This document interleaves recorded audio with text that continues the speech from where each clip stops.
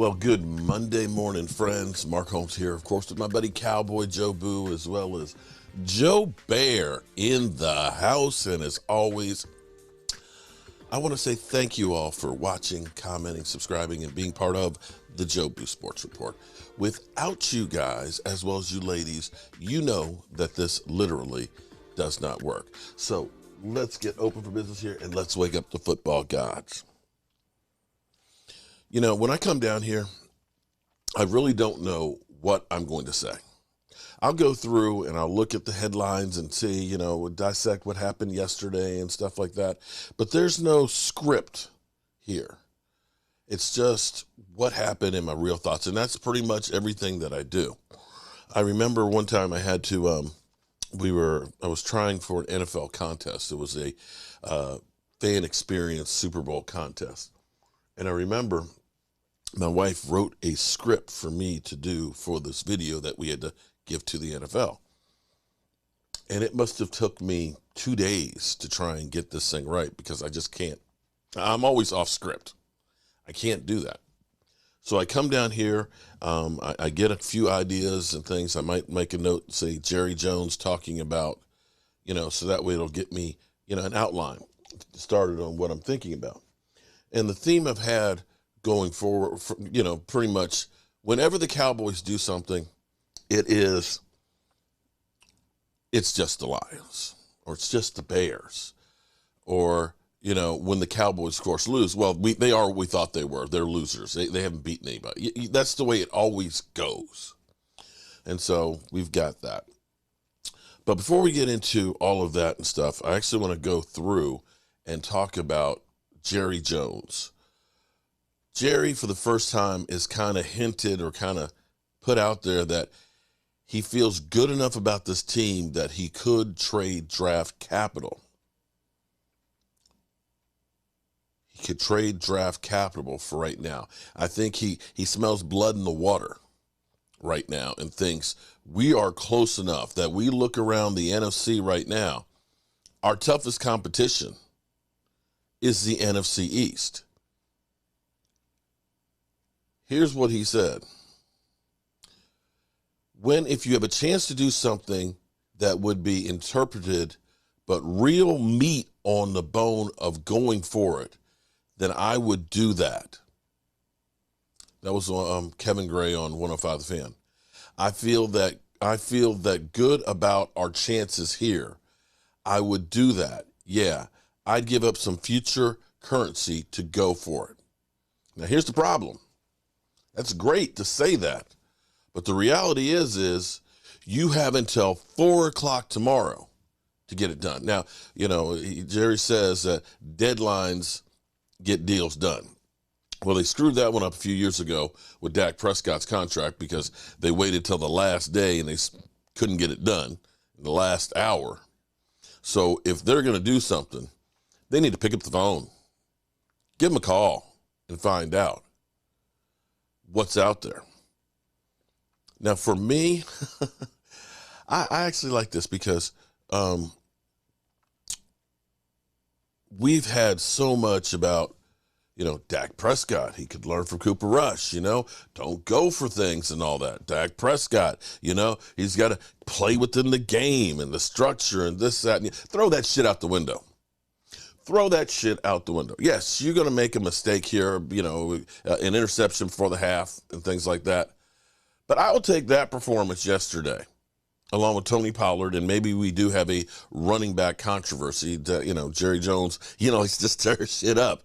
And maybe it is. Maybe I'm wrong that Tony Pollard needs to be getting that ball sooner, that we use Tony Pollard to go ahead and get those home runs in there quicker, and then end up using Zeke to pound it out, and they actually have a great idea on Get Up this morning that we'll go into.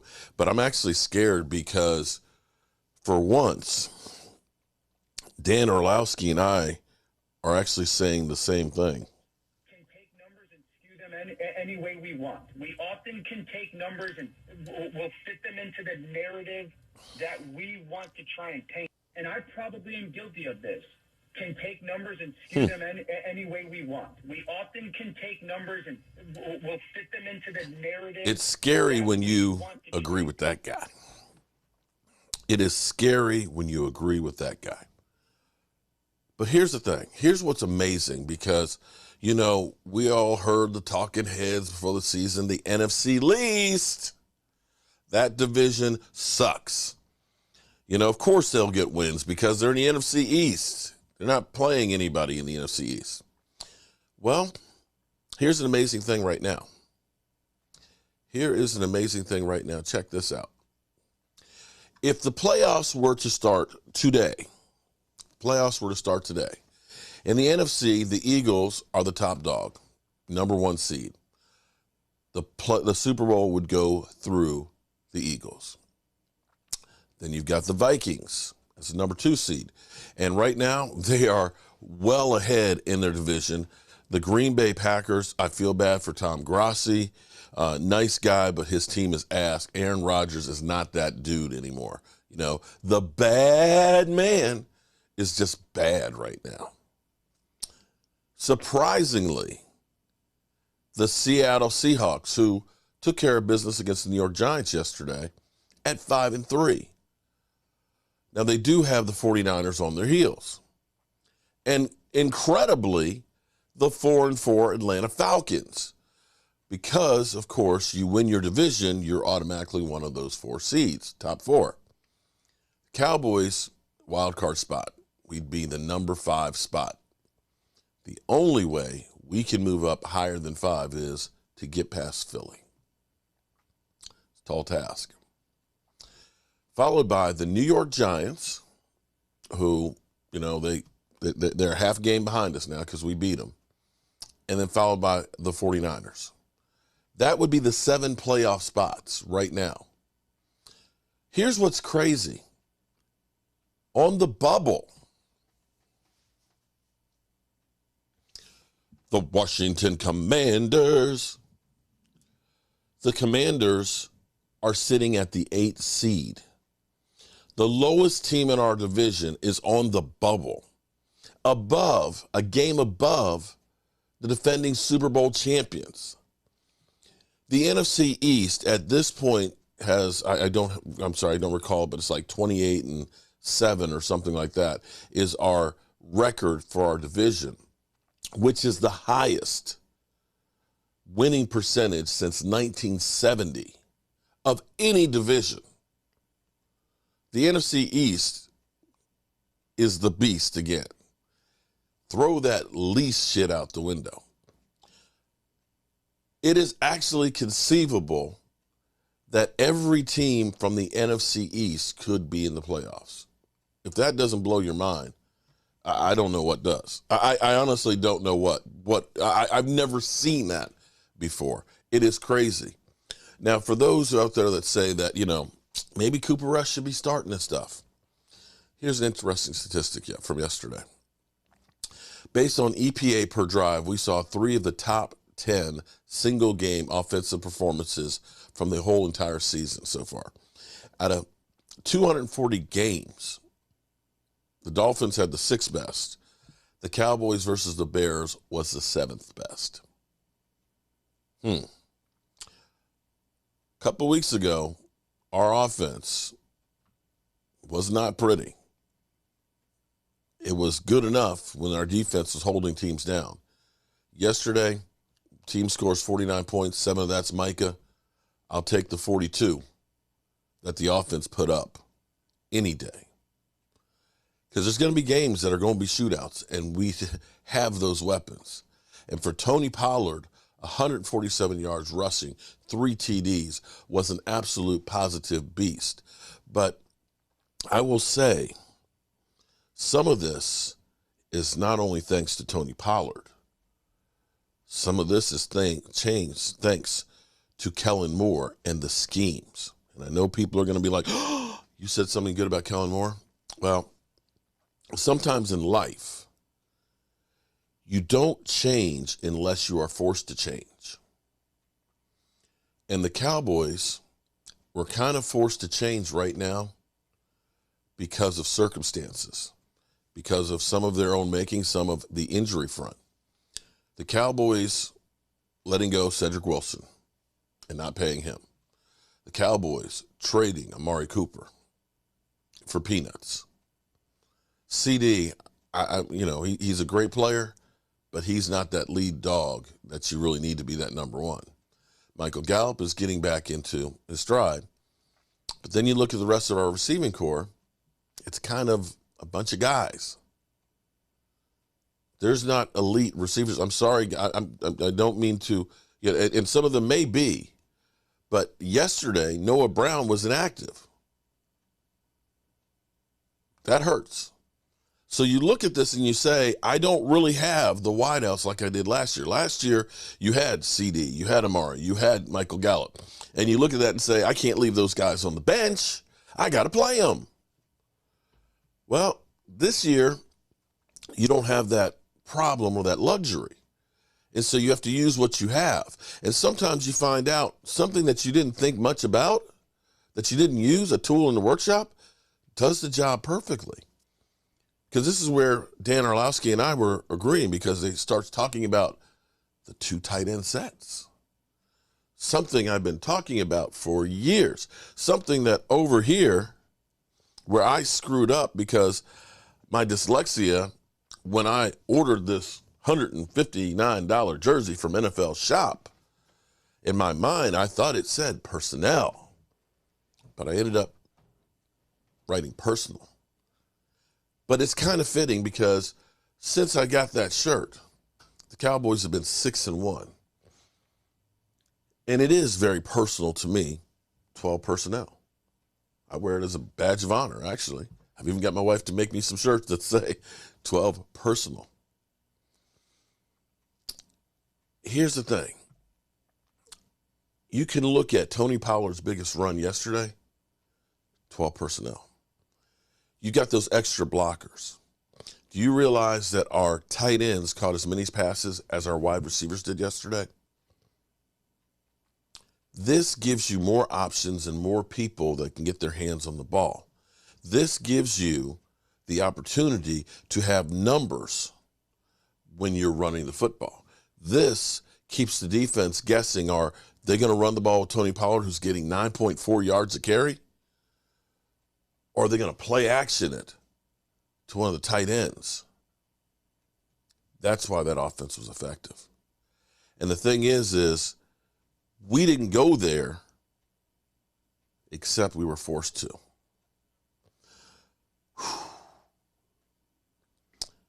Here's the funny thing. I'm just beginning, just got up yesterday, the 14-hour live stream. 14 hours. From 9:30 until after 11 last night. It was crazy. I slept like a rock last night, except when being an old guy, when I had to get up and go pee a couple times in the middle of the night. You know how it is when the Cowboys are about to play somebody. And I want to revisit a clip to start out with. Let's listen here. Let's listen to what they said before the Bears game. You see our analytics overwhelmingly like the Cowboys this weekend, but as we put the picks on the screen, someone here has Dallas on upset alert, and that someone is Sam Acho. Sacho, why are you riding with the Bears? Part of the reason is the way that they played last week, and not just, you beat the Patriots. No, it was one of those, for me, it feels like one of those like season-shifting moments, or maybe trajectory-shifting moments for the Bears. You win 33-14. So based off of that, you're saying, man, there's other games we could have won. We had a drop pass in the end zone in the very fourth quarter, could have won that game. Mm-hmm. We were up against Minnesota. They took it from us as we're driving at the last minute. Right. Could have won that game. Beat San Francisco. All those things. But outside of that, you're the number 1 rushing offense in the NFL. You're averaging 181 yards per game rushing the ball. Cowboys' running defense isn't that great. They're 20th, right? So you know you can run the ball. You also have a top 10 defense. Your young guys are playing good. Jaquan Brisker, Kyler Gordon. And so I think this is one of those games where, though people will not give the Bears a chance, like they didn't give them a chance in New England, they're always around. They might find a way to win this game. You know, RC, we made a big deal of this on Tuesday morning. The Bears had called, 13 designed rushes for Justin Fields in their first 6 games combined. Monday night alone, they called 12. So I actually like the way Sacho was thinking, that maybe this is a little bit of a change in philosophy. We saw the Eagles do that with Jalen Hurts mid-season last year. Change the philosophy. Let the... Okay. So you heard them say they beat the 49ers. They went to New England and spanked New England, right? I'm getting from everybody, oh, well, it was just the Bears. It was just the Bears. Now, here's where it gets to be the scary part for me, where when I start being agreed with by Dan Orlovsky. Michael Parsons shows the world exactly what I said. He's one of the most athletic quarterbacks in the league. And then, oh, by the way, Tony Pollard would finish it up with his third 12 touchdown of the game. 131 rushing yards for Tony Pollard. They win 49-29. The Cowboys are 6-2 after the game. Jerry Jones on Zeke. Listen. There's no argument. Zeke's ability to punish, Zeke's ability to deliver it, Zeke's ability to what he does for us in pass protection, and frankly, Zeke's ability to make big plays are there, and we're going to go as Zeke goes. I really mean he's that integral to our success this year. Why are you looking at me like that, Rex Ryan? Did he just see the Pollard kid? Like, Is he at the game? Like, are you kidding me? Like, you're down a bunch, like 2 or 3 scores, then okay, put Zeke in there for pass protection purposes. But are you kidding me? Like, this kid just torched him. Jerry Looking Jones, like Gale Sayers. He's out of his mind. There's no way that you could sit there and watch that game and watch the way that this offense has decided to play, which is a little bit more run-centric, and sit there and say, well, he's not more explosive. He doesn't have better vision. He doesn't have more of a burst. I mean, he's exactly what this offense needs playing into this style. And here's the thing, Jerry. 2 things can be true. You can absolutely have value in Ezekiel Elliott when it comes to short yardage stuff or bell cow stuff, or if a team's going to go, we're going to dare you to run the ball 40 times this week and split those carries, or in pass protection.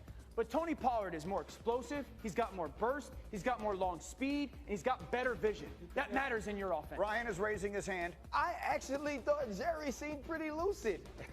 Jerry actually made sense. The things What that the heck he said, does lucid mean? it means that he had made some sense. It wasn't like we're going to have a debate between Cooper and Dak, like Prescott and Rush. No, it wasn't that. He said what Zeke can do. Now what they need to do, because it's a copycat league, is I need Kellen Moore to go watch the San Francisco 49ers from yesterday and figure out how they get in pony personnel, which we both know is 2-back with both halfbacks. And now Zeke can do all those things that you want him to do, and he don't have to have the ball. We can give the ball to Tony Pollard. You think Zeke can block? Let him freaking block. You think Zeke is great on short Lead yardage? blocker? Let him freaking run it on short yardage. Zeke can do all those things. And then Tony Pollard can get his 15 to 17 touches a game, be super explosive, and never have to do none of the hard stuff. I think Jerry Jones is making a lot of sense. Yeah, but he just don't have to say Zeke. Listen, I get it. You know him, Bo, about to make me sound smarter than I really am. In rush yards per attempt, guess who's number 1? God dang, Tony Pollard. Guess who's 32? You know what if you're the 32nd team in the league, you know what happens? Yeah. You suck. You picked first. That is Ezekiel Elliott. Yeah. But he can block. Damn. He can punish teams, and he can get short yardage. Short yardage. Put them both out there. The beauty of a running back controversy is that they can both play and they can both do the things that they do well. That said, Dan, what should this team be doing? What did you see that suggested to you Here we go, this team go. could get really, really good the second half? And Kellen Moore put on a personnel clinic yesterday. This is one why I don't think they have to trade for a wide receiver, and 2, I push back a little bit on the 2-back personnel, because when they put multiple tight ends on the field, I've been saying this for 2 years, Dallas, that is when you're at your absolute best. This is 12 personnel, 1 back, 2 tight ends. Now, Chicago doesn't match. This is a nickel back on the hash. So I got 260 at tight end, blocking 200. I can run through that hole because of the size disparity with that. I love the fact that Kellen Moore stayed with it. So he didn't stay just 12. Now he went 13 personnel, 1 back, 3 tight ends, but this is a very pass-heavy option. Now CeeDee Lamb is in the backfield, so pay attention to him. You fake it to him, you kick it to the tight end. Again, now I have 500 pounds on the perimeter blocking, 200 pounds or 300 pounds defensively. And then they stay with it again. This time they have those 3 tight ends on the field, but it's much more of a condensed formation. This looks like a run look. One of those tight ends is now at a fullback, but again, he's blocking a nickel back that is much smaller in size. Tony Pollard's got great vision. Yesterday, the Cowboys got into multiple tight end personnel groupings, 33 snaps. They had 276 yards out of it. That's the most in Kellen Moore's kind of era. 276. I'll say it very clearly. If the Cowboys offense gets that version of Kellen Moore, that's when I can sit here and say that they're a Super Bowl caliber team. Right now it's a Super Bowl caliber defense, but if they get that Kellen Moore, then we're talking about Super Bowl caliber offense. I think it is a Super Bowl caliber defense if they get ahead. But they just gave up 250 rushing yards. Is this not why you were here? And guess what? Philly's the best run team in the entire National Football League. So Super Bowl caliber, they better tighten up that run defense. And actually, the Bears were the number one. Showed up. We're Boy Wonder. Say his name out loud. Boy Wonder, right? Kellen Moore. You know, like that's our guy, Boy Wonder. And he did a great job with those formations. There's no question. I think Schultz is finally healthy. That gave him that opportunity. But what you're seeing here, they think Ferguson's a star. By the way, the young kid. They think he's really good. So you're going to see more 12, more 13. I think that's where they need to live. But this team, but back to what Rex is saying about the run game. Here's the problem: the two teams you're probably going to have to battle to win the NFC championships are the San Francisco 49ers and the Philadelphia Eagles. Right. And these are two teams that will absolutely kill you running the football down your throat. And the thing that was interesting about yesterday is the Chicago Bears have a quarterback that can put you in some of the situations that a Jalen Hurts can. And we've seen that hurt the Dallas Cowboys defensively 2 times this year. They had to get better there because if you're playing the Philadelphia Eagles, who can also turn the ball over and rush the passer, it won't look like yesterday. I think there's 2 ways the Cowboys lose when it matters this season. One, they get stat happy on offense and try to forget that they're an offensive line and run game. And then defensively, I'm just telling you, the blueprint is out there. San Francisco, Philly, Atlanta, Minnesota, and Seattle can all pound and the Giants pound the football down your throat. Cowboys need to play from in front. If they do, they can play with absolutely anybody, and they figure to get better the second half of the season. We're just getting rolling. We haven't shown. All right, so 12 personnel. 12 personnel, multiple tight end set. Who knew? Who would have thought of that one? Oh. 276 yards. 276 yards. And the thing is, this isn't new. This was our most effective package last year. Now, the funny thing is, because Brother Ross, shout out to Brother Ross, and I can't wait to talk to him this morning. Again, I'm getting late started because I was just knocked out from the 14 hours. Last year, you could get statistics on personnel groupings and things because you could actually look at the first half of the season last year where the Cowboys were win rate, I think, 56% of the time in 12 personnel. It was their most effective package. This year, they're not really keeping those statistics, so it's hard to find out exactly. I don't know where the ESPN got their stats, but I would love to be able to call ESPN and say, hey, yo, I love what you're doing. Can you share your resource with me so we can do the same thing? But 12 personnel. And I like the idea. I love actually the idea of saying, let's get Zeke and Tony in there together. Maybe Zeke Elliott's playing fullback. He does block real well. Can you imagine having Zeke in there as the lead blocker? Pops it right open, gets a crease there for Tony. Tony, Gale Sayers, Pollard. There's a lot of things that they can do. And the Cowboys are that team that it's led by the running game. All right, good people, we got a lot of stuff to go ahead and deal with today and all that. This video is getting kind of long, but of course, we're going to be doing the trade watch, of course, because, deadline is tomorrow at 4 o'clock, and we'll be watching to see if the Cowboys make a move. At this point, you know what? If they're not looking to say, we need some help, and as they pointed out, we're number 1 versus the pass. We're 30th stopping the run. Yesterday's total will definitely skew that against us, but we definitely need some help there. We'll definitely be looking to see if Jerry makes a move. This is, you look at this right now, this team can be strong defensively. This team can be strong offensively. Contrary to what the talking head said, this team is ready to roll. Have a great day, and thanks for being part of the Monday Morning Hangover. Our coach here, and as always, I want to thank you all for watching, commenting, subscribing, and being part of the Joe Boo Sports Report.